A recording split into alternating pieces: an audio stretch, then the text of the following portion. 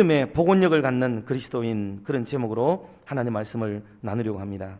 오늘 두 가지로 살펴보고 싶은 것은, 첫 번째로는 깨끗한 사람에게 닥친 시련이라는 거예요. 깨끗한 사람에게 닥친 시련.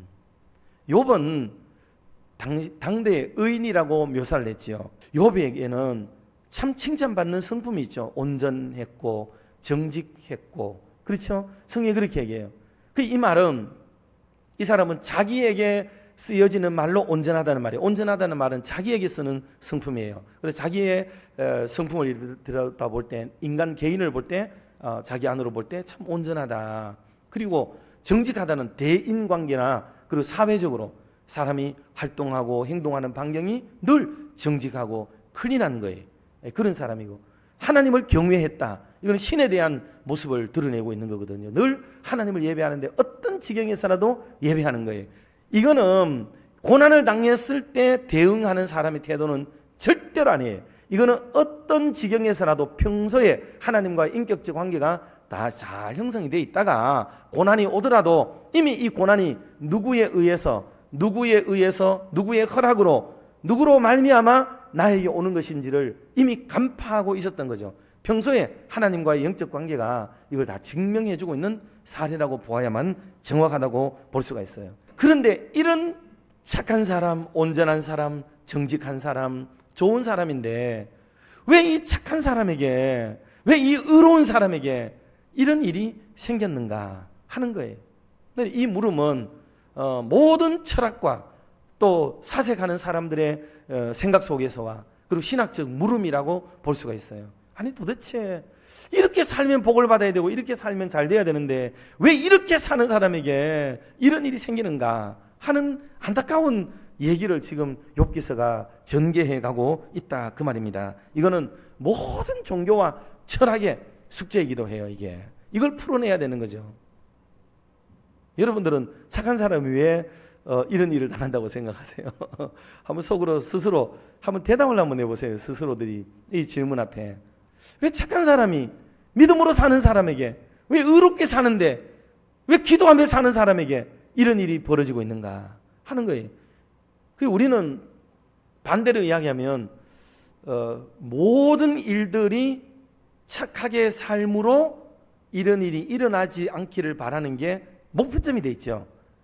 착하게 사는 이유가 왜? 그건 잘 살게 되기 때문에, 나쁜 일이 없어지게 되고 사람이 착하게 살아야 복을 받는다, 정직하게 살아야 복을 받는다, 이런 개념 아니에요? 그러니 우리의 머릿속에는 정직하게 살면 당연히 잘 돼야 되는 거야. 이게 왜? 그게 우리의 사고방식이고 우리의 생각이 거기까지 딱 머물러 있는 거거든요. 그게 그 너머를 못 넘어가요. 이게 다시 말하면 이 세상에 있는 모든 철학, 모든 종교는 그 이상을 넘어가지를 못해요.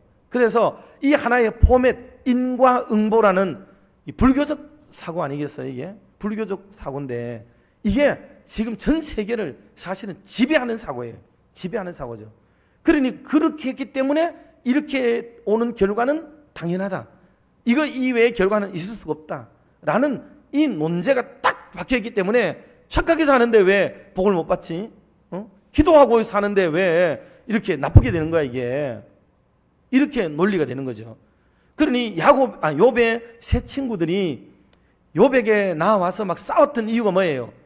야, 까닭 없이 니인데 이런 일이 벌어지겠어니? 너 뭐 숨겨놓은 죄가 있지? 뭐가 잘못돼도 잘못됐으니까 이런 일이 생기지, 잘못되지 않았는데 너에게 이런 참담한 일이 연속적으로 일어날 수 있겠어? 너 솔직히 고백해봐. 너 뭐야? 뭐가 있는데? 하나님이 이런 하나님 아니시잖아. 하나님을 얘기하는데 모든 게 다 뭐라고요? 인과응보의 관점에서만 하나님을 바라보는 거죠. 요즘 말로 하면 불교적 관점에서 하나님을 규정하는 거예요. 이게 그 이상 넘어가지를 못해요. 하나님이 왜 고난을 주셨는지, 고난 너머에는 무엇을 과연 준비하셨는지 여기를 답을 못 얻게 만들어요. 이게 욥의 친구들의 한계예요. 욥의 친구들의 한계. 욥기서의 주제는 고난이 아닙니다. 욥기서의 주제는 고난이 아니고, 고난은 뭐냐? 고난은 방편, 고난은 수단이었다는 거죠.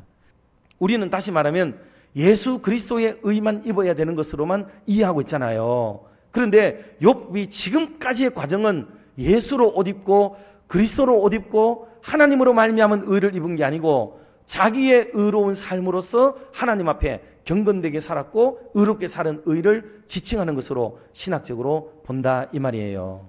그런데 여기서 하나님이 이 고난의 단계를 넘어서면서 알게 모르게 의도적이거나 고의적인 것은 아니지만은 이 사람에게는 세상적인 도덕적인 윤리적인 의로움과 경건이 돋보이는 사람이 욥이었어요. 그래서 그의 세 친구의 말과 대화와 이런 걸 볼 때 그 세 친구들이 계속해서 하나님에 대한 얘기를 퍼부으면서 자꾸 쫑알거리는 얘기들은 이 욥에게서는 뭔가 빈틈이 없는 것처럼 보였지만은 그에게는 그리스도로 덧입는 의를 입은 게 아니고 하나님으로 말미암은 의를 입은 게 아니고 자기 의로서 경건하고 거룩하고 의롭게 살아온 사람을 묘사하는 그런 모습이 보여지고 있는 게 사실이라 이 말이에요. 그런데 이 고난을 넘어서면서부터 이 엄청난 사건을 당하면서부터 욥은 뭐를 깨닫느냐면 자기의 의가 아닌 그리스도의 의, 하나님의 의를 덧입는 놀라운 일들을 경험하게 된 것으로 보는 신학적 견해가 있습니다.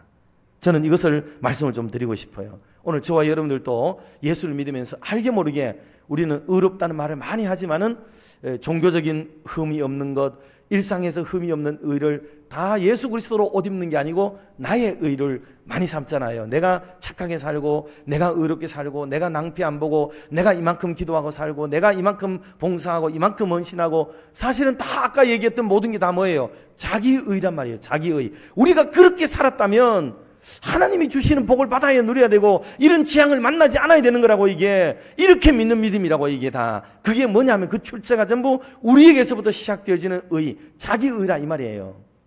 우리는 우리의 의대로 받는 복이 있어요. 자기 의로 받는 복은 이 세상에서 누리는 소복입니다. 소복. 작은 복들은 그래 받아요. 그러나 하나님 안에서 받는 대복, 큰 복들, 그리고 진짜 복은 우리의 의로 받는 게 아니고 하나님이 주시는 주님으로 주시는 값없는 의를 의로 인해서 받게 되는 줄로 믿으시기를 바랍니다. 이게 복음이에요. 이걸 우리 잘 알아야 됩니다. 두 번째로 하나 더 말씀을 드리면 여러분 영적 복원력을 갖게 하는 기도인데 우리 교회도 참 기도를 하는 분들이 계세요. 너무 감사하고 또 일상에서 기도가 준비되어지는 분들이 있습니다. 배에는 평형수가 밑에 들어가야 되는데 배가 흐느적 이리 일렁일렁 하더라도 평형수가 중심을 잡아주기 때문에 배가 다시 제자리로 돌아오고 배가 또 이리 넘어가더라도 평형수 때문에 무게에 있는 평형수가 중심을 딱 잡아주기 때문에 이게 잡아주잖아요.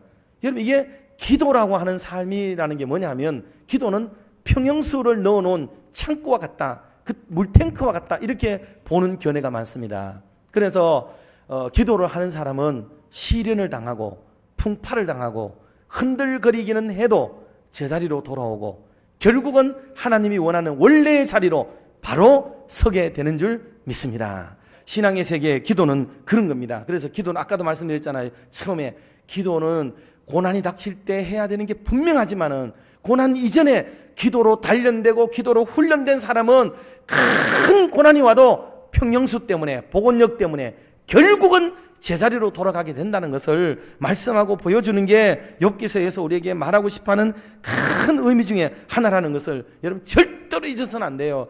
기도의 삶이 일상에서의 기도의 삶이 너무 중요하다는 것을 기억하고 오늘 이로부터 욥이 잘했던 최고의 일은 평소에 하나님과 더불어 기도로 단련된 사람이었다. 그러니 고난 속에 예배하는 사람이 되었다는 것을 우리가 알 수가 있습니다. 오늘 이후로부터 저와 여러분들도 이런 멋진 기도의 아름다운 삶을 살고 기도의 평형수를 유지할 수 있는 복원력을 가질 수 있는 아름다운 성도님들이 다 되시기를 주님의 이름으로 축원합니다.